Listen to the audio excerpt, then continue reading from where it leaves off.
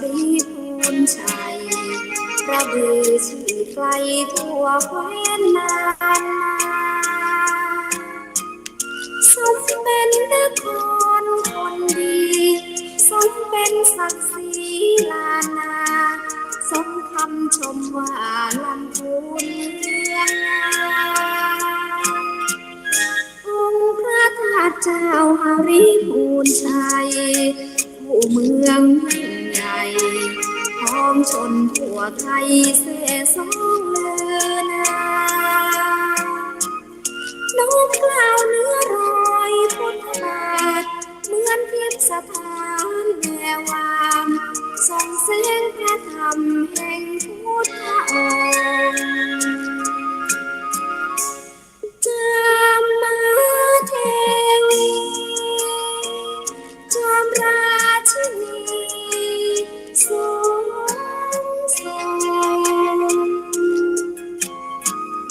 องค์พระแม่เจ้าผู้รักธรรมรงอินอนงหริพูนชัยทานน้ำทุ่งนาป่าสวยสะพรั่งแม่พวงล้นทางโอแดนป่าสางดังมนมักใจเห็นรอยต้นตาลครึ่งสวงน้ำตกวังหลวงเพลินไพรหริพูนชัยฟังใจไม่ลื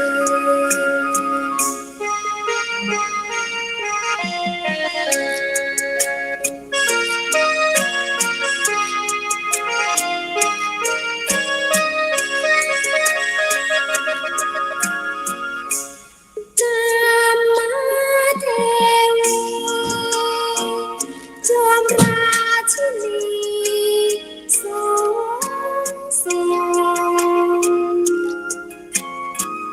องค์พระแม่เจ้าผู้รักธรรมรงอินอนงหริพูนชัยทานน้ำทุ่งนาป่าสวยสะพรั่งแม่พวงล้นทางทั่วแดนป่าสางดังมนมักใจเห็นรอยของตาลครึ่งสวงแถวชมทำลงเพลินไพรหริพูนชัยฟังใจไม่ลื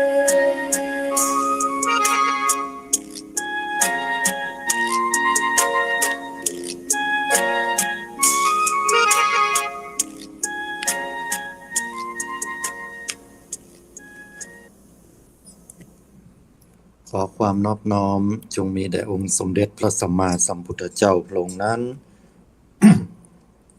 ขอนมัสการซึ่งพระธรรมอันเป็นคำสั่งสอนของพระผู้มีพระภาคขอพึงระลึกถึงของพระอริยสงฆ์เจ้าสี่กู้แปดจำพวก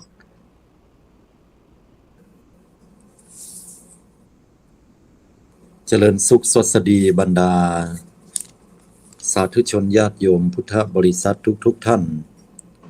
ขณะนี้นั้นท่านกำลังติดตามรับฟังรายการใต้ห่มพระรัตนตรัยออกอากาศในยามเช้าของวันพุธเวลา 5 นาฬิกาจนถึงเวลา 6 นาฬิกาเป็นเวลาอยู่1 ชั่วโมงด้วยกันและเช่นเคยดำเนินรายการโดยอาตมาภาพอนาลัยอนาลโยเจ้าวาดวัดหนองเงือกตำบลแม่แรงอำเภอป่าซางจังหวัดลำพูน โดยที่สาธุชนญาติโยมทุกท่านสามารถติดตามรับฟังรายการได้ทางสถานีวิทยุเพื่อการศึกษาพระพุทธศาสนาและวัฒนธรรมคลื่น FM 104.50 เมกะเฮิรตซ์วัดฝ่ายหินต้องกราบขอบพระคุณในเมตตาธรรมของหลวงพ่อท่านพระครูปริยัติยานุศาสตร์ที่ปรึกษาเจ้าคณะอำเภอเมืองเชียงใหม่ หลวงพ่อท่านพระครูสมุวิศวัตรวรกิจโจผู้อำนวยการสถานีวิทยุคลื่น FM 104.50 เมกะเฮิรตซ์เจ้าวาดวัดฝ่ายหิน จังหวัดเชียงใหม่ด้วยความเคารพตลอดจนถึงสถานีวิทยุกระจายเสียงทุกๆคลื่นที่ได้นำเอา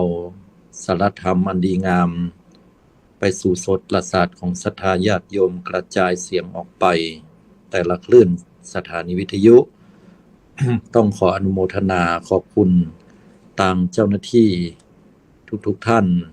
ผู้อำนวยการและผู้ที่ได้มีส่วนเกี่ยวข้องพร้อมกันนั้นก็มีช่องทางในการ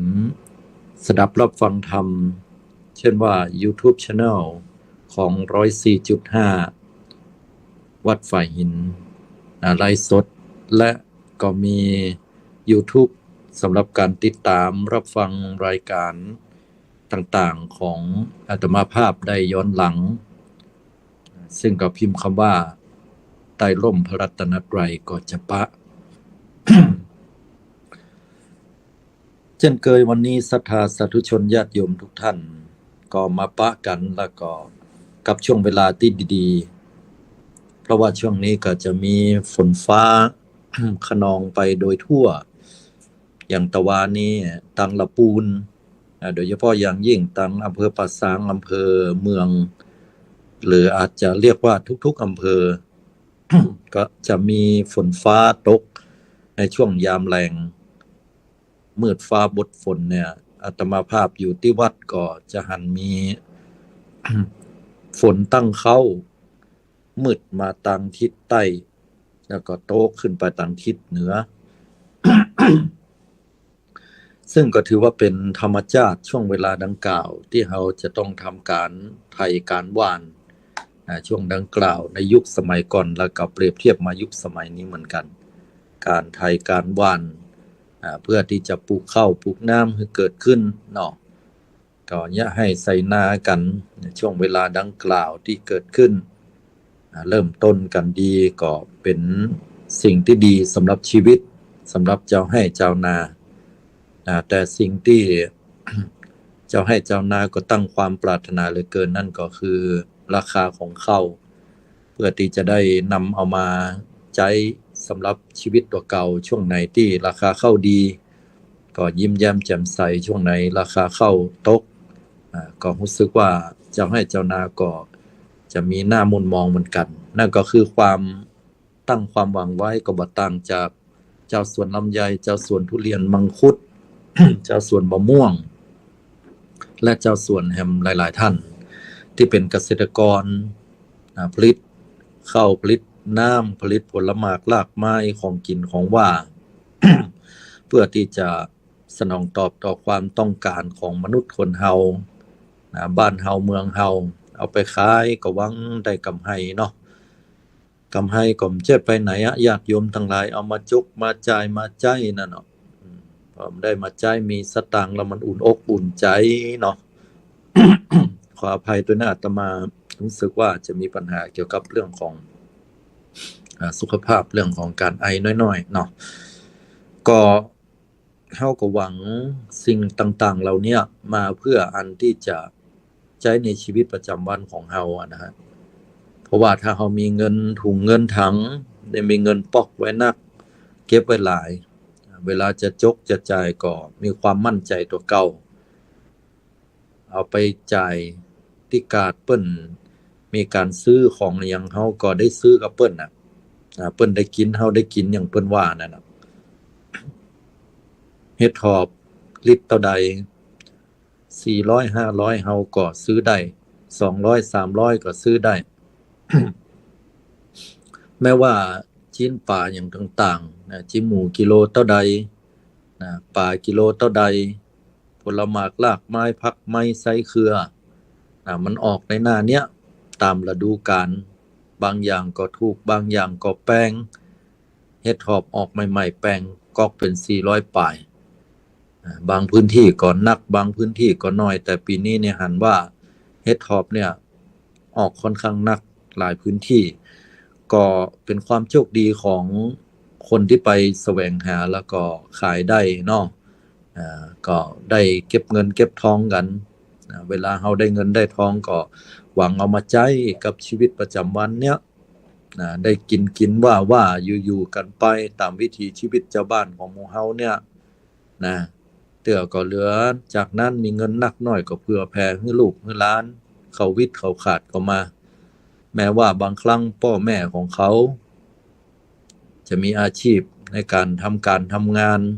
เป็นข้าราชการก็ดีรัฐวิสาหกิจก็ดีบางเตื้อก็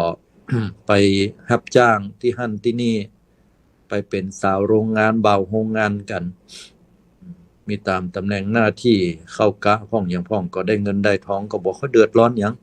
เขาส่งลูกส่งเต้าของเขาได้แต่เฮาในฐานะที่เป็นพ่ออุ้ยแม่อุ้ยนะก็มีความห่วงใยบ่อยากให้สายสัมพันธ์อันดีของเฮาเนี่ยหายไปล่างบ่ล่างเขาก็จะว่าอุ้ยคิจิอีนี่เนาะบ่ได้เฮ้อปู่กาตากาย่ากายายกาเนี่ยมันต่อให้เขาบอกว่าพ่อแม่เขาบ่ใครให้ลูกมารบกวนอุ้ยของเขาแต่เฮาก็ใครให้หลานเฮาอะเนาะการได้ให้หลานแล้วมันอุ่นใจอย่างได้บ่ฮู้ว่ามันมีความรู้สึกว่าเฮาได้ให้แล้ว ลึกๆก็คือการที่เฮาง่อมเหงาคนเฒ่าเนี่ยนะง่อมเหงาต้องการให้ลูกให้หลานได้มาสนอกสนใจเขามาโล่นมาเล่นมาแล่นอยู่รอบข้างเฮาเนี่ยนะพ่อแม่เขาว่าจะไปเดือดจะไปเสียงดังกวนอุ้ยกวนปู่กวนย่ากวนตากวนยายเพิ่นเฮาบ่คิดอันเฮาสำคิดว่าโอ้ไปว่าเขาเถอะม่วนดีนะอันนี้เป็นความรู้สึกของคนเฒ่าเฮาเนาะคนเฒ่าเนี่ยเขาได้เลี้ยงลูกเลี้ยงเต้าเขามันใหญ่ไปหมดใหญ่หน้ากล้าบานน่ะญาติโยมแล้วเขาก็ไปทำตามหน้าที่ของเขาเขาจะมาอยู่เหมือนสมัยแต่ก่อนที่เอาใจไม่แส่ไม่เลียวไล่ฟาดเขาเนาะมานั่งกินข้าวอยู่ด้วยกันกนอนรับเขายังห่มผ้าเอามือไปอังหน้าผากพอยุบแขนยุบแข้งพอเหรอไอ้น้อยอีล่ามันเป็นยังได้พ่องมันเมื่อยกะมันไข้กะบ่สบายกันเนี่ยเราได้ดูแลพอก้อยเขามาเป็นเวลาเมินช้านานละเพราะเขาเติบโตนะส่งห้ำส่งเฮียนที่ดีๆตามที่เราจะส่งได้จนเขาได้จบมาแล้วมีหน้าที่การงานออกอยู่เย้าเฝ้าเฮือนลงตั้งกันแล้วเนี่ยสักบางคนก็ไปอยู่แห่ไกลไปอยู่บ้านผัวเขาพุ่นบางคนก็ไปอยู่บ้านเมียบางคนก็ย้ายไปอยู่บ้านจัดสรรมันใกล้ที่ทำงานเขาบางคนก็จำเป็นต้องไปอยู่ใกล้บริษัทตัวเก่าก็ทำให้เฮารู้สึกว่าว้าเหวตาเตไปเนาะบางคนก็มีลูกคนเดียวอย่างเงี้ยไปอยู่ที่ไกลก็ง่อมหาหลานง่อมหาลูกบางคนก็มีลูก2คนคนหนึ่งก็อยู่กับเฮาอยู่แต่เขาก็มีการมีงานของเขาเหมาะอย่า บางเตื้อก็มีบ้านไป2หลังอยู่ในคุ้มเดียวกันเพราะว่าเขาแปลงบ้านใหม่ให้หลังหลังเน้อจะเตก็เสียดายก็มันเป็นสมบัติพัสถานเก่าของเฮาแม้ว่าจะเก่าไปพ้องแต่ว่ามันเป็นความรู้สึกที่อยู่ในใจเฮาลึกๆที่เฮาได้สร้างกับมือมาด้วยน้ำพักน้ำแรงของเฮาบางคนก็บ่ชอบที่จะไปอยู่บ้านหลังใหม่นะเพราะว่ามันติดกระจกติดแอร์คนเฒ่าบางคนเพิ่นก็บ่ชอบเพราะว่าบ่เคยอีแม่อยู่บ้านเนี้ยบ้านหลังน้อยบ้านเก่าเป็นอย่างเน้อเฮาก็มันก็คุ้มเดียวกันอีแม่ก็อยู่เนี้ยมันอยู่ม่วนลองไปนอนพอแล้วมันนอนบ่หลับอีเฮ้ยก็อีก็มีก็อยู่ที่ความพึงพอใจของคนเฮาลูกเต้าเหล่าหลานไปไกลก็เป็นห่วงเป็นใยรู้สึกว่าถ้าหลานได้มาเล่นตัวแล้วเนี่ยเขามาล่นมาแล่นมาอยู่ใกล้แม้ว่าบางครั้งเขาจะอยู่กับมือถือไปพ้องเขาก็ยังมีความสุขอกสุขใจได้หันหน้าหันตากันพอเขาได้ปอกเงินปอกทองเอาปันเขาเขาได้ไปซื้อขนมไปร้านไปเซเว่นไปห้างไปอย่างกันแล้วแต่ได้ปันเขา100 200 400 500มีนักหน่อยก็ปันเป็นปันอย่างเงี้ยก็ล้วนแล้วแต่เป็นความสุขใจของคนเฒ่าเนาะโยมว่าแต่บัดแต่ความสุขใจของคนเฒ่ามีบักกี่อย่างเฮาได้หันลูกหันหลานเขาลูกเต้าเจริญก้าวหน้ายินดีบ่มีการผิดการเถียงกันเนาะครอบครัวสามีภรรยาลูกเต้าก็ห้ำก็เฮียนดีเหียบอกเป็นคน เอกเลเกเรหยังบ่ไปสู่ยาเสพติดเนี่ยอย่างนั้นได้ตั้งอกตั้งใจห้ำเรียนศึกษาเอาก็รู้สึกว่าสบายใจแล้วเนาะแถมอย่างหนึ่งก็หันตัวเก่าโอ้กูก็เฒ่าก็แก่แล้วผมก็งอกละนะแว่นตาก็ได้ใส่ตาก็ฝ้าก็ฟางลูกก็โอยนั่งก็โอยละผิวพรรณวรรณะแต่ก่อนก็งามล้ำงามเหลือบ่เดียวก็เป็นบ่หกเต็มตัวไปห้องเริ่มขึ้นมาพ่องไอ้เรื่องตีนกาบ่ท่าถาม40ปลายเกือบ50มันถึงมาหมดละนั่นเนาะ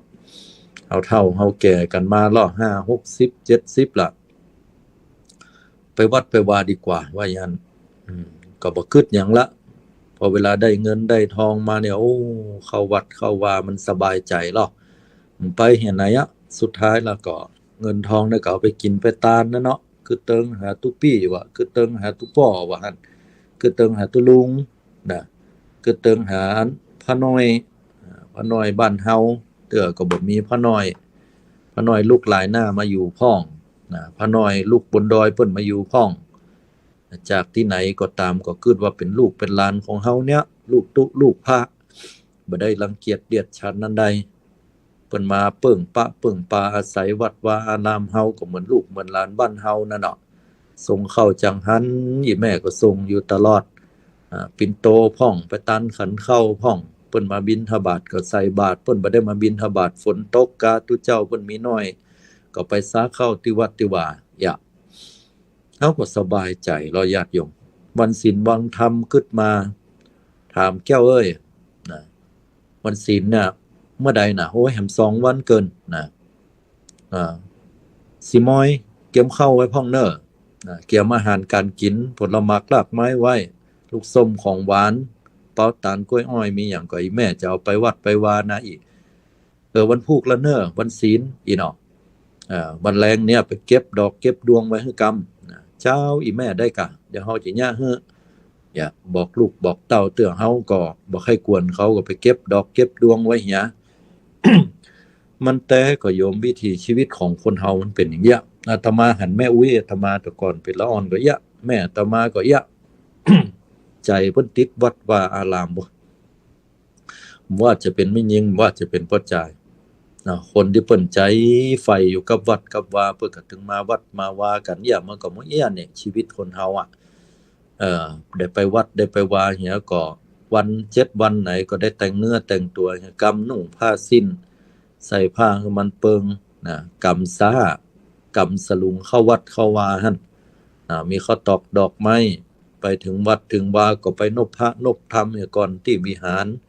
อันดับแรกใส่ขันแก้วตั้ง3ขันศีลขันปอนนะ ใส่ขันข้าวขันน้ำแล้วก็ลงไปตั้งลุ่มมีพระธาตุที่ไหนก็ไปปูชาธาตุจิเตียนก็ดีเสื้อวัดเสื้อวาที่อันเป็นที่สักการะปูชาของหมู่เฮาเนี่ยเฮาก็เนี่ยเป็นเรื่องปกติเสร็จแล้วเฮาถึงจะต้องมานั่งในวิหารหรือเปิ้นจัดในศาลาก็นั่งในศาลาฉะนั้นก็อู้จาปราศัยกันไปจนกว่าจะได้ถึงเวลาที่พระสงฆ์องค์เจ้าจะประกอบพิธีอันนี้เป็นวิถีชีวิตเจ้าบ้านที่ธรรมดาธรรมชาติที่สุดที่เฮาได้มาวัดมาวานอกวัดสานี่บางที่บางครั้งบางวัดก็มีตุเจ้าพระเนนหลาย นอกวัดสาบางทีก็มีพระเนนน้อยรวมไปถึงศรัทธาญาติโยมที่ไปวัดไปวา ไปวัดไปวากันบางคนบางท่านก็ไปกันหลายไปกันบ่อยกันเจือบางวัดบางวาก็มีศรัทธาเจ้าบ้านญาติโยมไปกินไปทานกันหลายบางวัดบางวานั้นก็มีกันมอกพอให้พอดีบางวัดบางวาก็มีน้อยบางที่บางแห่งก็นอกวัดสาก็บ่ไปวัดละ ด้วยเหตุผล1 2 3เนาะอันนั้นก็แล้วแต่บ่เป็นหยังตามแต่ตกลงของแต่ละวัดละวัดเป็นเรื่องของแต่ละวัดไปตามเหตุตามปัจจัยเนาะแต่สำหรับวัดที่เปิ้นไปไปกินไปทานกันในวันศีลวันธรรมเนี่ยนอกวัดสาโดยเฉพาะนอกวัดสาเนี่ยบางวัดบางวาก็ไปกันนักแต่เนาะอย่างวัดของอาตมานี่ก็เปิ้นถือฮีตเก่าฮีตเดิมมาเนี่ยมันตึงบ่ต่ำกว่า 6-70อันนี้นอกวัดสานะ มากินมาตานกันเป็น6-70 คนถึงอุบาสกอุบาสิกาปอจายมันยิงบางวัดบางวาเพิ่นก็ปานกลางสัก20-30เนาะบางวัดบางวาเพิ่นก็ปอหลายศรัทธาเพิ่นน้อยก็อาจจะมีสัก4-5 คนบางวัดก็มี2 คนว่ะนะปอจานเนี่ยคนช่วยบางเทื่อก็มีกับปุจานกับตุเจ้าตุหลวงเนี่ยวัดท่านมีตุเจ้าตุนเดียวอีน่ะ ก็แล้วแต่เหตุปัจจัยเนาะ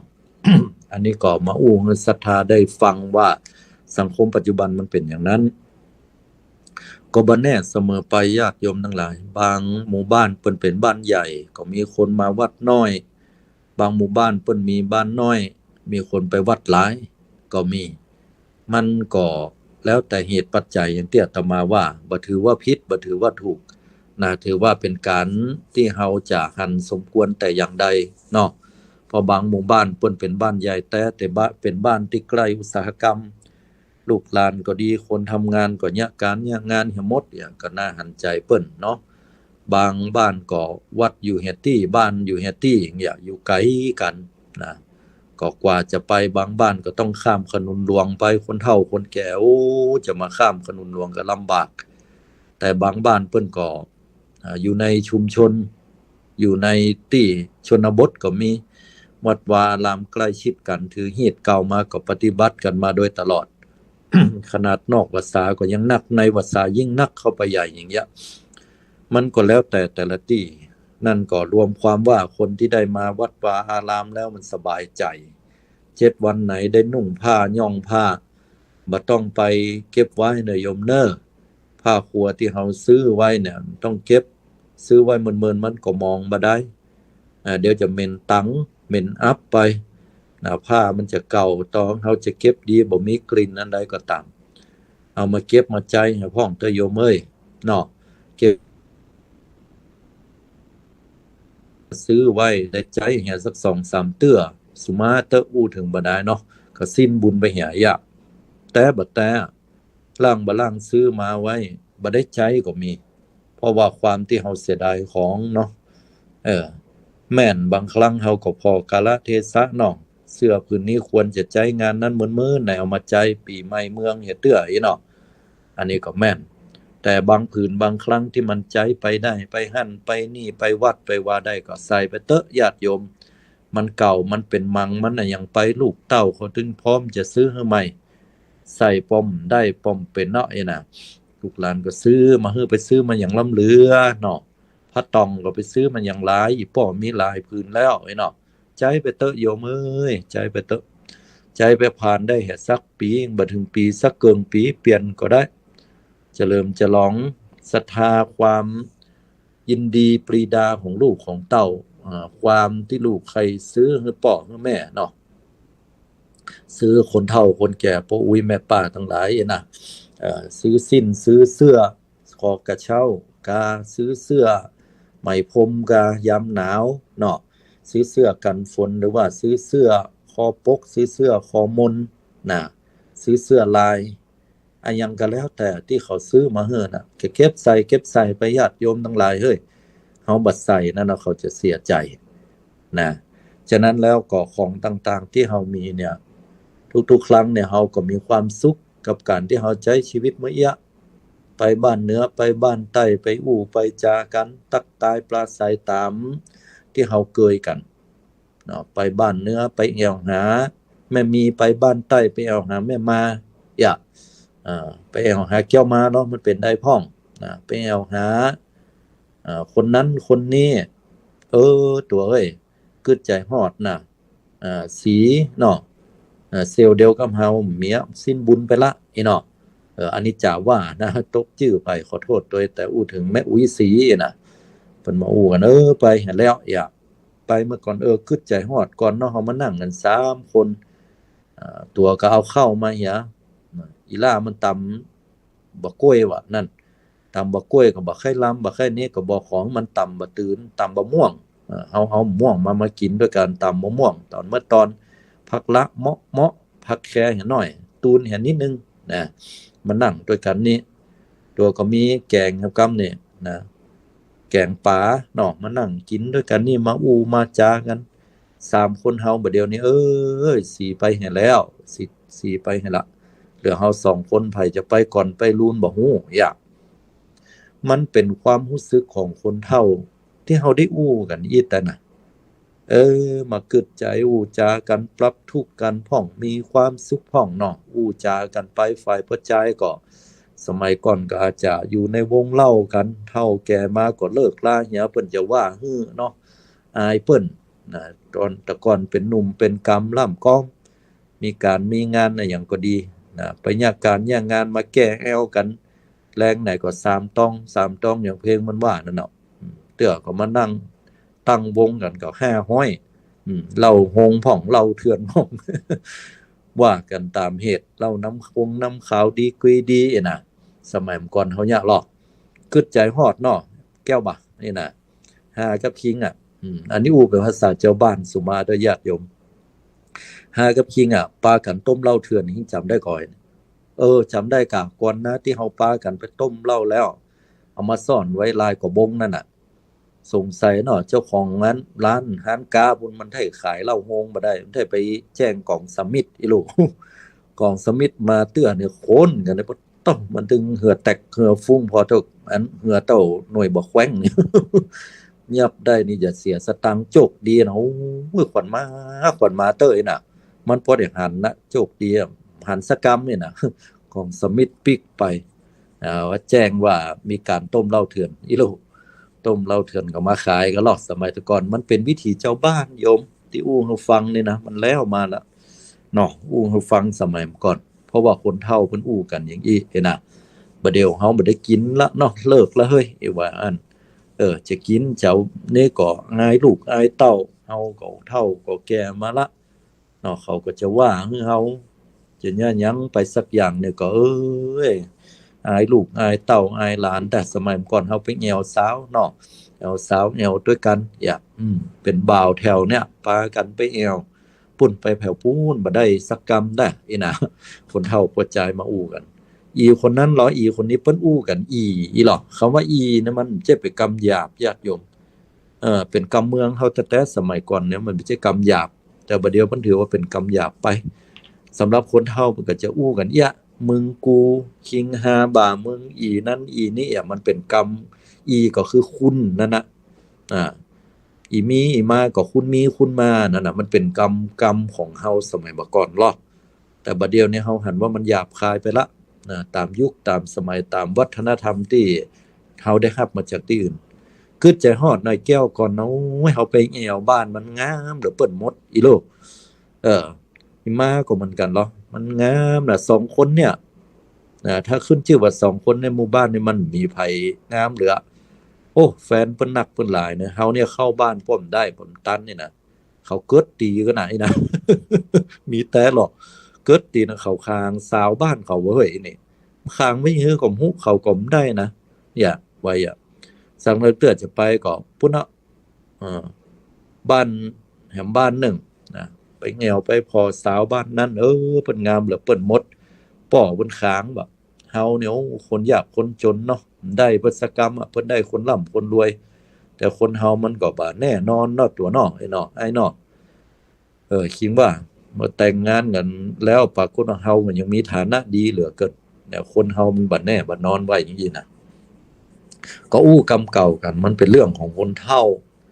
อู้กรรมเก่ากันอู้เรื่องเก่ากันเนี่ยคนเฒ่าจะจำดีถ้าหากว่าอู้ไปตั้งหน้ารอปอุ้ยไม่อุ้ยหวังร่ำหวังรวยก่อนก็ไปถามเพิ่นเพิ่นบ่หวังไอ้ร่ำรวยนี่นะมันเท่าหวังถ้าจะหวังก็หวังให้ลูกให้เต้ามันได้ร่ำได้รวยได้อยู่ดีมีสุขลูกหลานก็ขอให้หลานได้ร่ำเรียนศึกษาดีนั่นน่ะหวังจะมาร่ำมารวยเนี่ยเพิ่นบ่หวังกันละคนเฒ่าหมอกปออยู่ปอกินนี่ไปบ่เจ็บบ่ป่วยเต้อเพิ่นว่าหวังขอให้มีสุขภาพแข็งแรงบ่เจ็บบ่ป่วยบ่เป็นไข้เป็นเมื่อยบ่เป็นนั้นเป็นนี้บ่ได้กินยุกกินยาถ้ามันมีโรคภัยไข้เจ็บก็ขอให้กินน้อยที่สุดเปิ้นได้ไปกินเฮาก็ได้ไปกินเปิ้นได้ไปต้านเฮาได้ไปต้านไปหั่นไปนี่น่ะเป็นความปรารถนาของคนเฒ่าเพิ่นมันเป็นอย่างนั้นแต่ญาติโยมทั้งหลายเนาะเพราะนั้นที่อาตมามาอู้ให้ฟังเนี่ยมันเป็นความจริงในชีวิตประจำวันของคนเฮาเนาะ เมื่อก่อนที่เราจะลาลับรับตาลาโลกไปเนี่ยทางพระพุทธเจ้าพระสัมมาสัมพุทธเจ้าพระองค์ท่านก็ให้เรานั้นได้รักษาศีลกินทานเนาะเพื่อจะเป็นปาทยะเข้าห่อต่อเต้าเสบียงกับตนกับตัวไปกุภพกุจาตว่าอย่างนั้น เพราะว่าคนเฮาเนี่ยเกิดมาตึงจาดตึงเตื้อเฮาก็ต้องเกียมเสบียงไว้เลี้ยงตัวถ้าเอาบ่เกียมแล้วเฮาก็เหมือนไก่บ่เต็มเล้าเข้าบ่เต็มน้องเนาะสมัยก่อนในเวลาเพิ่นเนี่ยให้ใส่นากันแล้วได้เข้าเต็มเล้าเต็มรองมาเนี่ยลองเข้าทุกเข้ามีเข้าเต็มเนี่ยโอ้มันตึมเดือดร้อนละอาหารการกินเนี่ยว่ามันแล้วปลูกเอาเนาะเต็มปลูกเอาปลูกในตามสวนตามนาของตัวเก่าเนาะตามสวนที่หลังบ้านมีพักไม้ไซเครือขึ้นขอบหัวขอบหาวพักแคบว่าพักปังว่าเอามือไปโดนใส่หน่วยพักปังนี่มันตึงสีปังนี่มันตึงเต็มมือไอ้น่ะงามเลยตอนเป็นละอ่อนในลูกเต้าอย่างอาตมาเนี่ยชอบไปเด็ดแล้วก็มาบี้ใส่อันขวดน้ำมันเป็นสีปังเลยนะสีปังออกม่วงนั่นน่ะเนี่ยมีไก่เต็มเล้าเข้าเต็มร้องเนาะของอีนี่มีของที่เราจะกินจะใจได้ดีนะเตื่อมมียังเกาะแม่ก็ปุ่นเอาแซะเหียหลังหนึ่งเอาข้องเหียแกนหนึ่งลงไปน้ำน่ะอย่าซ่อนอีปอกก็ไปสวนไปให้ก็ไปปะใส่นอก็ไปเอานอมาพอได้นอมาแล้วก็เอามาแกงกับปลาที่แม่หามาได้เอาก็กินกันอย่างเงี้ยแกงปลาเอานั้นเอานี้มาใส่โอ้อย่ามาลำดีเป็นแต่เป็นว่าขอเฮือไก่เต็มเล้าเข้าเต็มร้องนะเฮามีเข้าแล้วมันดีสมัยก่อนเป็นนั่นแต่ก็วิถีชีวิตเราเนี่ยญาติโยมทั้งหลายพ่ออุ้ยแม่ป้าทั้งหลายแต่มามานี่มันเป็นความจริงกับญาติโยมว่ายุคสมัยบัดเดียวมันเปลี่ยนไปกันหลายที่มาให้ฟังในพิจารณาถึงว่าพุทธองค์ทรงพิจารณาให้เฮาพิจารณาว่าทุกสิ่งทุกอย่างมันไม่เที่ยงมันบัดเที่ยงแต่แน่นอนเปลี่ยนแปลงไปตามยุคตามสมัยก่อนเวลาเฮาจะกินข้าวกินน้ำเนาะเฮาไปซื้อของกาดมั่วครัวแรงอย่างมันก็มาเจ้าก็ไปกาดเจ้าไปซื้อของมาแหมกินเนาะมาแหมกินคนเดียว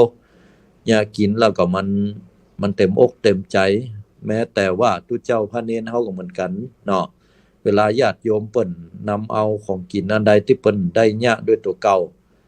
ญาติโยมบ่ต้องหยังนักโยมกินอันใดก็ใส่อันนั้นมาเนาะเปิ้นแกงหยังเปิ้นแกงผักละแกงผักฮี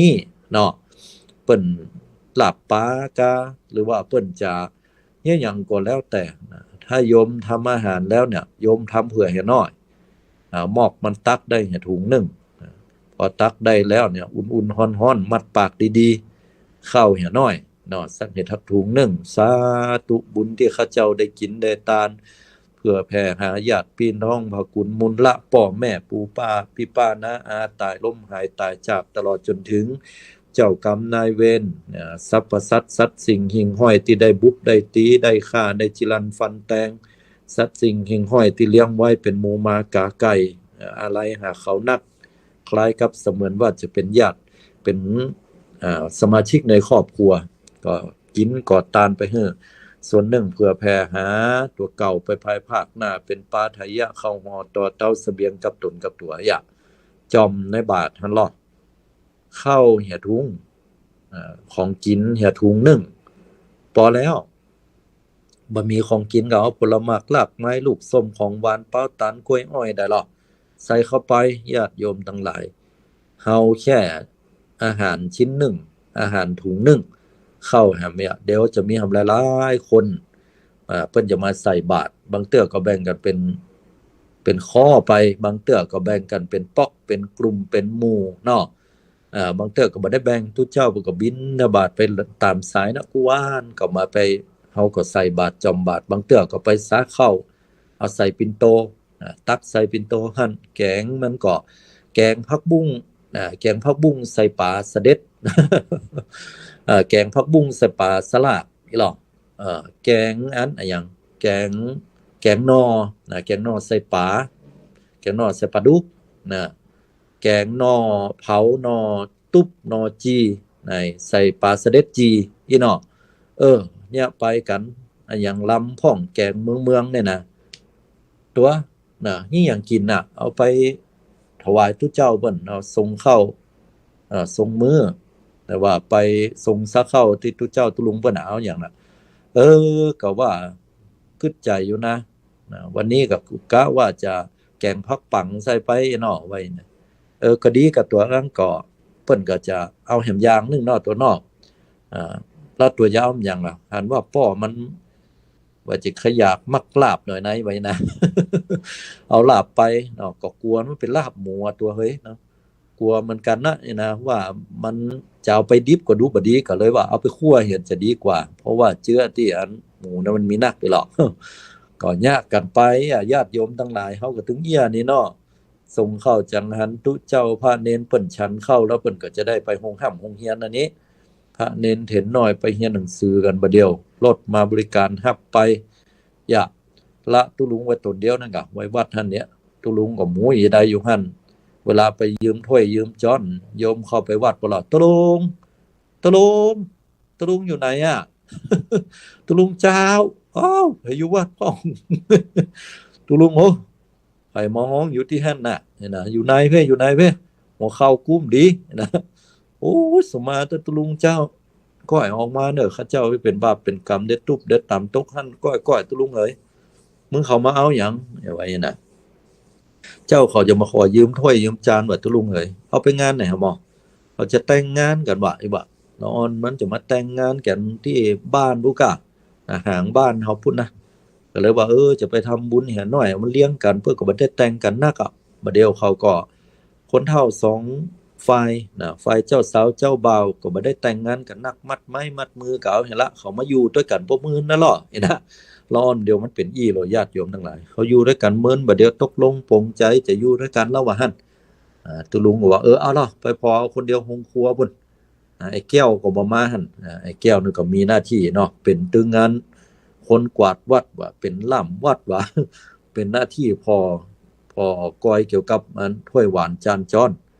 ได้ยินข่าวว่ามันไปหวานก้าพุ่นนะบัดเดี๋ยวนี้นะฝนตกลู่ไอ้เนาะมันไปพอนาพุ่นมันบ่อยู่อันเดียวเจ้าเขาจะขอไปเอาเนอะ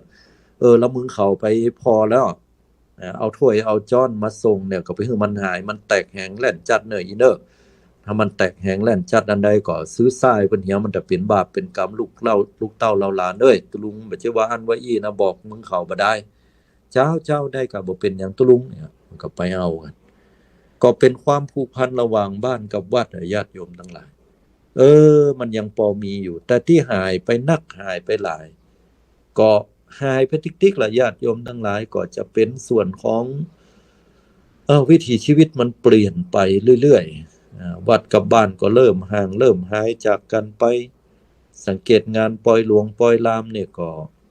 จะบนัวเหมือนสมัยตะก่อนเนาะเอามาอู้ถึงอันนี้อู้ธรรมะให้ฟังว่าทุกสิ่งล้วนอนิจจังคือมันเปลี่ยนแปลงนะบ่ได้นอกเรื่องอู้สะเพเหระไปเลยเนาะมันแต่ก็โยมว่าปล่อยหลวงสมัยก่อนนี่หนัวโน่หนัวนดกันโอ้ยพอเปิ้น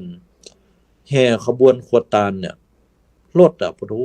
อาตมาแต่ก่อนอาตมาอยู่อันแห่งบ้านเนาะแห่งหมู่บ้านบรรลุเนี่ยมันไกลศรัทธาญาติโยมหัวบ้านหางบ้านเนี่ยมันเป็นซ้ำบ้านมันอยู่ต่ำลำน้ำเมืองอ่ะเพราะว่าเป็นหมู่บ้านเกษตรกรรมเนาะไร่นาสวนผสมอย่างเงี้ยสมัยแต่ก่อนมันดังกันเงียวนี้ปวดหัวบ้านอยู่ตรงปูนเนี่ยละหางบ้านอยู่ตรงเพวัดอยู่ใกล้หางบ้านเพละตามลำน้ำเหมืองเนาะปวดโทเวลาปล่อยหลวงมากำเนี่ยตึงขบวนแห่ทงเท่งอย่างหูมันเนาะกว่ารถจะเคลื่อนเข้ามาได้มาถึงเข้าวัดมาได้เนี่ยทุกเจ้าเดือดร้อนเรา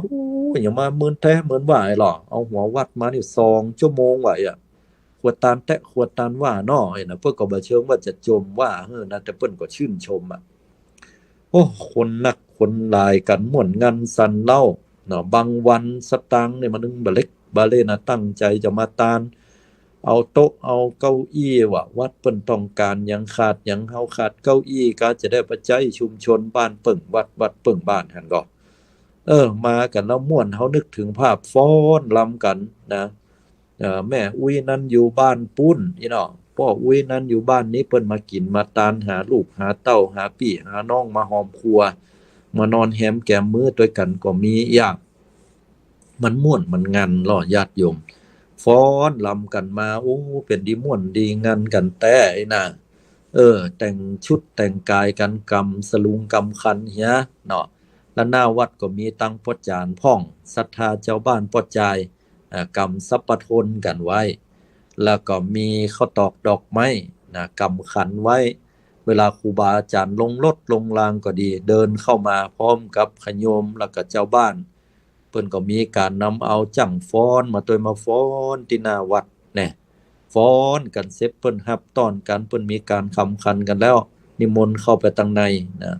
ตุปี่ตุป่อตั้งหลายหรือว่าเจ้าอาวาสรับกันยิ้มแย้มแจ่มใสโอ้ดีใจตัวเน้อเปิ้นปล่อยหลวงวิหารงามแต่งามว่า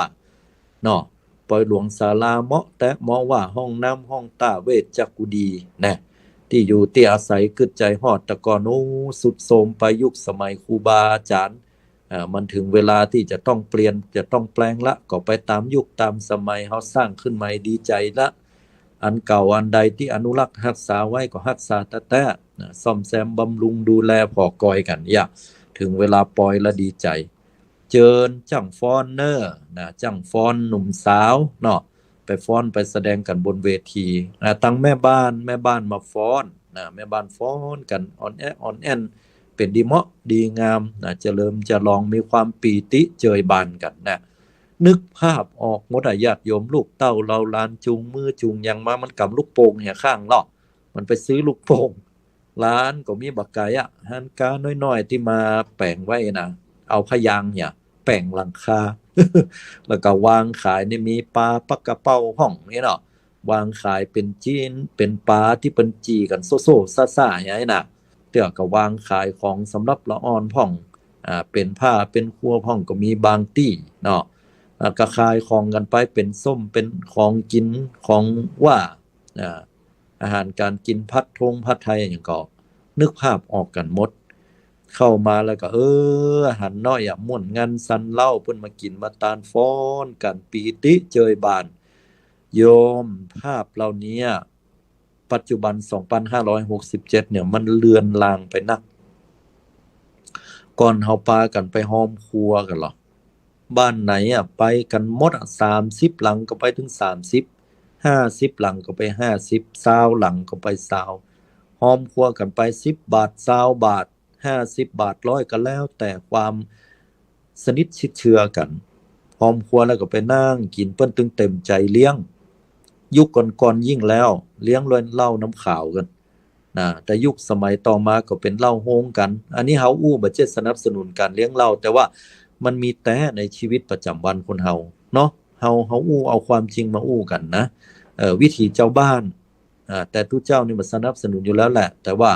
ถึงว่าเจ้าบ้านเปิ้นก็มีเป็นบางช่วงบางเวลาถึงบ่ได้เนาะเอาเหล้าเอาหยังมาเลี้ยงเอาข้าวปลามาเลี้ยงกันกินข้าวละกาตัวกินยังบ่ได้กินเด้อมาถึงเวลาเติงคาบเติงมื้อคนกินก็ไว้หลายแห่น้อยนะอันว่าจะไปกินข้าวที่อื่นนะก็บักอยากจะกินเฮ้ยบักให้กินมันบาดล้ำมันบ่เหมือนบ้านหลังเนี้ยกินมากินมาได้ปีก่อนปู๊ดเพิ่นปล่อยหลวงก็ล้ำก็จะมากินบ้านหลังเนี้ยน่ะเอาใจเจ้าภาพก็ยิ้มฮู้อยู่ว่าเพิ่นเอาใจก็ยิ้มแย้มแจ่มใสยกมามีหยังก็มากินมีลาบมีหยังเนาะแกงผักแกงไม้มากินกันเดี๋ยวมันม่วนนะญาติโยมมันอย่ามาม่วนเปิ้นเข้าบ้านเข้าจองมันโลมันขนลุกปีติเจยบานคนบ่เอาขวดตาลมีเป็นน้อยที่สุดยกตัวอย่างว่าสมัยก่อนอีพ่ออีแม่สุมาเท่าเพิ่นกำลังเสียไปได้ 3-4 วันก็แต่นะบอกพร้อมใจก็ค่อยปล่อยกับเปิ้นก็ไปตานสั่งไปอยู่ในช่วงโศกช่วงเศร้าเนาะเงินทองก็บ่ค่อยมีเสี่ยงกับอันคนเฒ่าเพิ่นตายนะอันเนี้ยจะหันก็บ่ยะนะแต่ส่วนอื่นนี่ปีติเจยบานบางคนว่าบ่ค่อยเอาแต่สุดท้ายก็เอาเปิ้นกินเปิ้นตานก็ปากันปักเปิ้นร่วมเปิ้นตานกันแห่แหนแตนแต่บัดสิมีกันมัน5ปี10ปีไหนจะมีปล่อยหลวงเตื้อโอ้ยมันม่วนเหมือนงานโยมบ่เดียว บัดเดียวโยมลองคิดเหรอปอยหลวงเนี่ยนะวันปอยนะลองวันปอยไปวันหนึ่งนะโอ้ยห่างลึงนับคนพอได้อ่ะบางบ้านเนี่ยโอ้ยแมวพอนั่งหาววับวับไก่ขันแพร่ญาติโยมทั้งหลายมันง้อมไปหามันเป็นอันแต่นะวัดก็เหมือนกันนะสมัยก่อนเพิ่นมาตัวกันเพิ่นมาจุมามาจาชันเพนกันก่อนเนาะแนวพอภาคบ่ายเพิ่นก็ยังมีก้อยๆปิกก้อยไปกันเมื่อแรงเพิ่นก็ยังมานะหัววัดแผ่วมาค่ำเมื่อคืนพุ่นบัดเดียวหัววัดเพิ่นมาก็ตู้เจ้าเหียตนคนครับเหียคนเนี่ยตาลเรียบร้อยแล้วก็ปิกวัดไผวัดมันไปแห่ละเนี่ยถ้าบ่แจ้มาเป็นทรงพิธีน่ะก่อนทรงพิธีเนี่ยเพิ่นนอนกันเด้อมีนายุคสมัยอาตมาเป็นละออนนี่นะนิมนต์ครูบาอาจารย์ได้มาเพิ่นฮ้องว่าอาจจะมีพิธีเสริมเข้าไปเช่นว่าการเบิกเนตรพระเจ้าเนาะเปิดไข่ตาพระเจ้าก็มีบางวัดปล่อยหลวงก็ลวดโดยก็มีบางวัดบ่มีเพิ่นก็จะตานเมื่อเจ้าเพราะว่ารถลาสมัยก่อนมันหายากอย่างวัดอาตมาตอนเป็นเนนเพิ่นนิมนต์ทุเจ้านอนเพิ่นก็นอนแต่น่ะนิมนต์นอนวิหารหลังใหม่หรือศาลาใหม่เพิ่นก็นอนหั่นจัดทุเจ้านอนตกเมื่อเจ้าก็สวยหน้าสวยตาล้างหน้าล้างตาประจานพร้อมละกาศรัทธาพร้อมละกาจะได้ยกเกณฑ์เวรตานกันเนี่ยประจานมาเวรตานจ้องเนี่ยเพิ่นว่าทุเจ้าเพิ่นมานอนเฝ้ากันเฝ้ากันศรัทธาชาวบ้านยิ่งแล้วขวดตานี่ต้องเฝ้าเลยล่ะนอนเฝ้ากันเลยแปลงก้างแปลงหิ้งที่อยู่ที่อาศัยไว้ยกไว้ตรงบนปัจจัยยอดขวดตาอยู่ที่หันต้องเฝ้ามานอนแฮมแก้มมือกันกลัวมันหายอีน่ะ ก็ว่ากันไปหายบ่หายมั่วแต่ฮู้ว่าปีเตี้ยได้นอนได้เฝ้ากันเดี๋ยวดีใจวันผูกมาละพร้อมเพียงเรื่องใจกันมา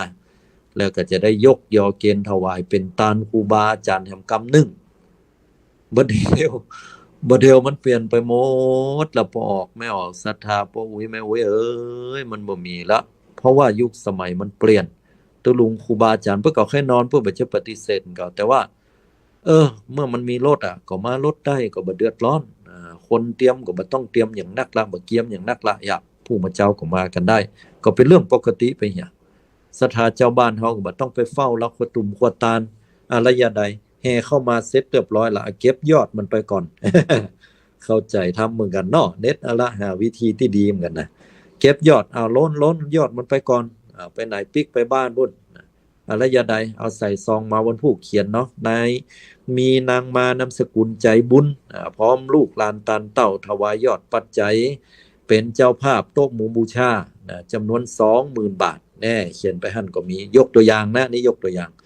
เป็นเจ้าภาพนั้นเจ้าภาพนี้หรือว่าบ่ได้ระบุเป็นเจ้าภาพบันไดก็หอมเท่าใด5 ปันกะหอมเท่าใด2 ปัน3 ปันว่ากันไปแล้วก็ตกวันพูกมาก็เอามาตานเอามาหรือบางเตื้อก่อนจะไปก็ไปย้อนในหีบในห่อก็มีแล้วแต่ก่อนจะปิกบ้านก็มีน่ะก็ว่ากันไปตามยุคตามสมัยบางวัดก็ได้ตานไปแห่ก่อนก็มีแล้วละตกแห่งวันนึงบ่มีละเมื่อเจ้าได้ตานของกินของตานอย่างพ่อเฮาได้ตานไปก่อนละได้เอามาแห่กันวันสุดท้ายก็เป็นอันเรียบร้อยเสร็จสับก็เปลี่ยนไปตามยุคตามสมัยญาติโยมทั้งหลายมันหันภาพแต่นะเดี๋ยวอาตมาเนาะปอยหลวงเอาไปเอามาเนี่ยอาตมาว่า10 ปีไปหน้าจะเป็นได้พ่องบ่ฮู้เด้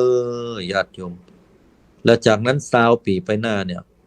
อาตมาเชื่อนะ20 ปีบัดเดี๋ยวอาตมา40 ปลาย46 56 66ถ้าบ่ตายเตื้อให้นะ66เนี่ยอาตมาอาจจะหันพิธีอนุรักษ์งานปอยหลวงล้านนาก็ได้บ่ไกลความจริงนะญาติโยมที่นี่บ่ใช่อย่างอื่นเลยนะญาติโยมพิธีอนุรักษ์งานปอยหลวงล้านนาคือหมายความว่าจัดกันขึ้นเหมือนสมัยนี้ที่เฮาอนุรักษ์รักษาวัฒนธรรมประเพณีไตยองไตลื้อหรือว่าคนเมืองของเฮาประเพณีนั้นประเพณีนี้ปอยหลวงวันหน้านี้อาจจะมีการจัดงานขึ้นมาแล้วก็สมมุติคนนี้มางานปอยหลวงนี้มันก็เอากลุ่มนั้นมาให้คนไทยมาพอให้คนบ้านเฮามาพอล่ำเปิงระลึกถึงว่าคนยุคสมัยก่อนเนี่ยเพิ่นมีงานปอยหลวงแบบนี้แต่นี่นะ จัดงานกันเตื้อก็หนัวโน่นัวนดคนก็มาดูงานถ่ายรูปกันฝรั่งมาพออีนี้อาตมาว่ามันต้องเป็นอีแน่แน่เลยญาติโยมเพราะว่ามันมาถึงเวลาของมันเห็นแล้วแต่นะมันบ่ใช่ว่าหมู่เฮาละเลยนะเนาะบ่ใช่ว่าทุเจ้าละเลยบ่ใช่ว่าเจ้าบ้านละเลยนะญาติโยมแต่ว่ามันเป็นไปตามยุคตามสมัยแต่เฮ้ยลูกหลานตานเต้าถามว่าเขาบ่เอาเตาก็แม่นแล้วว่าถามว่าโทษเขาก็กล่อมใช่วิถีชีวิตเขามันเป็นอันนะญาติโยมเอ๋ยเขาต้องไปงานนิคมอุตสาหกรรมแล้วหยุดวันติดวันเดียวแล้วจะให้เขามานอนแฮมแก้มมื้อแล้วก็ช่วยกันด่าครัวตาลเขาก็เนี่ยบ่ได้แล้วจะได้จะให้มาไม่ใหญ่มานั่งอยู่เป็น 2-3 วันมาช่วยกันทำนั่นทำนี้เมื่อเขามีเวลาวันเดียวต้านะเพราะว่าอย่างถ้าบ้านเขาก็บ่สามารถย่างการย่างงานได้เพื่อให้ไล่ออกก็ยิ่งบ่เดียวเศรษฐกิจบ่ดีเพิ่นบ่งอจ้างออกแหมเกินมันก็เลยเป็นอย่างที่เศรษฐกิจสังคมการเมืองอย่างก็แล้วแต่มันมีผลต่อเหตุปัจจัยชีวิตประจำวันไปหั่นละฉะนั้นเฮาก็บ่โทษกันเนาะญาติโยมทั้งหลายเฮ้ยเฮามาช่วยกันดีกว่าช่วยอย่างใดคือมาช่วยกันให้มันเสื่อมช้าที่สุดมาช่วยกันอนุรักษ์รักษาปอยหลวงปอยลามของเฮาแม้แต่งานอื่นก็ตามบ่ใช่แค่ปอยหลวงสงน้ำทงน้ำธาตุงานอย่างที่มันเป็นเหตุเป็นปัจจัยให้เฮาท่านทั้งหลายนั้นต้องอนุรักษ์รักษาไว้นะเจนลูกเจนหลานกุ้มไปมันจะเมินเท่าใดก็ต้องไปว่ามันเนาะเอาจะไปโทษกลุ่มใหม่เขาบ่เอาก็ว่าบ่ได้เนาะกลุ่มเก่าเฮาคนใหม่จะมาว่าคนเก่าว่าหัวโบราณบ่ทันสมัยก็ว่าบ่ถูกขอเฮาช่วยกันนะช่วยกันรักษาอนุรักษ์ไว้ทำไปไปให้มันเป็นประเพณีแบบเบ้าที่ดีงามสืบสาวยาวเครือกันจนกว่าว่ามันจะหมดจะเสี่ยงไปเฮาก็บ่เสียใจละเนาะญาติโยมเนาะเต็มว่าวันนี้มันจะบางตางานปอยหลวงบ่พอใครมีวันหน้าเมินไปมันจะจางไปติ๊กๆก็แล้วแต่เฮาก็ทำหน้าที่ของเจ้าพุทธของคนล้านนาของหมู่เฮาที่พ่ออุ้ยแม่ป้าอีพ่ออีแม่คนเฒ่าคนแก่เปิ้นสืบสาวยาวเครือครูบาอาจารย์เปิ้นสืบแต่ไทยมาเฮาก็ก็สร้างอันไหนดีอันไหนงามทำไปญาติโยมทั้งหลายช่วยกันอนุรักษ์รักษาไว้ให้มันสืบไปยาวไปมันจะเสี่ยงจะซ้อยจะหมดที่ไหนก็บ่เป็นหยังเนาะทำใจเหียมันก็บ่ต่างจากการที่เฮาจะต้องมีชีวิตอยู่แล้วถ้าเฮามาหวังว่ามันจะกุ้มเจ้นยาวว่าจีวังพุ่นแหมปันปีเนี่ยงานปอยหลวงมันก็ถึงมีเหมือนเก่ามันเป็นไปบ่ได้โยมเฮาต้องยอมรับความจริงมันก็บ่ต่างจากการที่เฮาปรารถนาว่าขอให้เฮาได้มีอายุได้เป็น200 300หรือมีอายุได้เป็นพันปีเหมือนกับที่เพิ่นอวยพรในหนังจีนนะเนาะบอกฮ่องเต้เจริญหมื่นปีหมื่นปีนั่นน่ะแล้วก็ว่าไปโดยโวหารนะเนาะแต่ความเป็นจริงคนเฮาบ่ถึง100กันนะถ้าจะถึงก็มีน้อยคนที่สุดส่วนนักก็มาตรฐาน7 80 90กันเนาะว่ากันไปเอาตามซื่อถือเอาตามแต่เนี่ยจะมาพาธนาว่าโอ้ยเฮาจะอยู่กุ้มเจ้นยาวว่าจีวังมันเป็นไปบ่ได้ฉันใดเนี่ยวัฒนธรรมประเพณีการกินการต้านมันก็เปลี่ยนไปตามยุคตามสมัยจะได้เหียก็ตามเฮาก็ทำไปเตอพ่อวิแม่ป้าเอ้ยจะไปละวัดละวาเน้อฝากไว้ทุเจ้าพระเนนอย่างใดบ่นับทุกภาคก็ขอให้นับผ้าเหลืองบ่นับต่อเฟืองให้นับเม็ดข้าวเปิ้นเป็นลูกตุลูกพระเฮาถึงมวลนะดูแลพอกอยเปิ้นเนาะวัดบางวัดยังบ่มีตุเจ้าแห่มซ้ำวัดบางวัดก็มีตุลุงตนเดียวตุปี้ตนเดียวบางวัดก็มีกะเนนตนเดียวบางวัดก็โชคดีหน่อยตุเจ้า 2-3 ตนเนนบ่มีบางวัดก็มีกะเนนตุเจ้าบ่มีบางวัดมีตึงตุตึงพระเนาะเนี่ยมันก็ช่วยกันไปดูแลพอกอยประคับประคองช่วยเหลือเกื้อกูลกันไป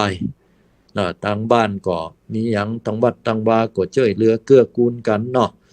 พอกอยกันอันไหนดีอันไหนทำก็ธรรมะมีอย่างอันใดที่จะนำเอาไปเยียวยาจิตใจนำเอาไปเป็นแง่คิดนำเอาไปให้เปิ้นได้ใจแต่ในชีวิตประจำวันทางวัดทางพระสงฆ์สามเณรก็ทำหน้าที่ของความเป็น สมณะทำหน้าที่ของความเป็นตุเจ้าพระเนนเผยแผ่หลักธรรมคำสอนน้ำธรรมคำสอนการกินการต้านการรักษาศีลการเจริญภาวนาให้ศรัทธาเจ้าบ้าน10 สาวเจ้าบ้านพี่น้องเปิ้นได้ชื่นอกชื่นใจ ก็มีมอยางชีวิตคนเฮาญาติโยมทั้งหลายมันบ่มีหยังส่วนตุเจ้านั้นเปิ้นจะทำที่สุดแห่งมรรคผลนิพพานนั้นเป็นเรื่องของเปิ้นไปเนาะแต่ละตนแต่ละองค์บางตนเปิ้นก็ทำมอยะบางตนเพื่อพัฒนาขึ้นไประดับศีลระดับทานระดับภาวนาก็อนุโมทนาแล้วแต่เปิ้นไปอันนี้ก็เฮาถือว่าเฮาทำตามหน้าที่ของเจ้าพุทธแต่ละท่านแต่ละตนแต่ละคนแต่ละหมู่ไปเนาะเอาเรามาอู้ให้ฟังว่าทุกสิ่งทุกอย่างล้วนแล้วแต่อนิจจังบ่เที่ยงแต่แน่นอนวันนี้เอาแบบธรรมะสบายๆเบาๆแต่พิจารณาได้ว่ามันเป็นแต่อย่างนั้นเนาะก็บ่เปิดโอกาสให้ได้โทรมาอู้เด้อสัพเพเหระเห็นน้อยเนาะบักกี่วัน2 วันมานี่ก็ได้มีโอกาสไปงานฉลองกับตั้งเจ้าอาวาสที่ปุณวัดดอยน้อยผู้บันทิก็ไปปะสัตใส่พี่น้องคณะศรัทธาวัดป่าเหมือดอำเภอสันทรายได้อู้ได้จากันเนาะหลายท่านหลายคนฟังอยู่นะท่านอีหรอกแต่บ่โทรอีบะก็ถามว่าจะได้บ่โทรโอ้เปลืองสตางค์เฮ้ยกล้าโทรนะจะโทรก็แปลงอีหรอก ว่าเล่นบ่ได้เด้อที่เปิ้นฟังนี่ได้ประเมิดเดือดร้อน อาตมาอู้เล่นบ่ได้นะที่จริงเปิ้นฟังบ่ได้บ่กล้าโทรอ่ะถามว่าจะได้บ่โทรอีหรอกบ่จ้างจะใจกำอู้อย่างใดอู้ไปก็กลัวว่าบ่ถูกบ่ท้องบ่เป็นหยังโทรได้ญาติโยมทั้งหลายถ้าโทรตั้งหน้าไมค์บ่ได้ก็โทรหลังไมค์ไปเนาะหลังไมค์ก็ได้เพราะช่วงนี้ระบบของอาตมามันยังบ่เรียบร้อยแต่มันล่มไปก็เลยบ่สามารถที่จะเข้าสู่ในระบบเหมือนเดิมได้เตื้อเนาะยังบ่เปิดโอกาสโทรแต่เนาะแต่อย่างใดก็ตามฟังที่ไหนเนี่ยอาตมาก็ใครโทรมาเนาะโทรมาหาเพราะว่าใครฮู้เหมือนกันว่าเพิ่นฟังเฮาก่อยากถ้าเพิ่นจะฟังเฮาอย่าสัก 3-4 คนในกายเฮาก็บ่ฮู้เนาะบางเทื่อเพิ่นโทรมาจากที่ไหนที่จริงก็มีพะละปูนเชียงใหม่หลายจังหวัดหลายที่อยู่เนาะก็ขออนุโมทนาเด้อมาพอเวลาแล้วไปกันได้ไกลละจะใดจะหนึ่งก็ขอบุญกุศลที่เฮาท่านทั้งหลายได้กินได้ทานได้ทำบุญสร้างกุศลเจริญสมาธิภาวนาเป็นเหตุเป็นปัจจัยป้อวิแม่ป้าศรัทธาญาติโยมขีลานุปถากสันนิบาตตานเข้าคนเฒ่าคนแก่ทั้งหลายที่ได้อุปถัมภ์บำรุงค้ำจูวัดวาอารามทุกวัดทุกวาในประเทศไทยในโลกใบนี้ตลอดจนถึงบรรดาหมู่เฮาท่านทั้งหลายทุกท่านที่ได้มีความวิริยะอุตสาหะทำนุบำรุงวัดวาอารามศาสนาพระสัมมาสัมพุทธเจ้าและปฏิบัติตามคำสอนพระองค์ท่านขอผลบุญนี้เป็นเหตุเป็นปัจจัยถึงแด่ดวงวิญญาณแห่งญาติผู้ล่วงลับได้อนุโมทนาสู่สุคติภพที่ทนทุกข์ทำลำบากอยู่ก็ขอให้พ้นจากภพนั้นๆสู่สุคติเช่นเดียวกันตลอดจนถึงเป็นเหตุเป็นปัจจัยเป็นปาทยะเข้าห่อต่อเต้าเสบียงกับหมู่เฮาเจ้าข้าทั้งหลายเกิดพบชาติใดก็ขอให้ได้ปะแต่สิ่งที่ดีๆสมมุ่งมาตรปรารถนาที่สุดแล้วให้ทุกท่านนั้นได้เจริญด้วยอายุวันนะสุขะพละในปัจจุบันเมื่อได้ดวงตาหันธรรมถึงฝั่งมรรคผลนิพพานโดยเร็วพลันทุกท่านทุกคนธรรมาภาพได้นำเอารายการใต้ห่มพระรัตนตรัยมาปะหมู่เฮาตั้งแต่5 โมงเช้าแล้วก็ใกล้6 โมงวันนี้ก็ขอยุติการบรรยายไว้ตอนนี้ขอทุกท่านได้ปะกันแห่มกรรมในวันพุธหน้าอยู่ดีมีสุขทุกท่านทุกคนตัวเจริญปอน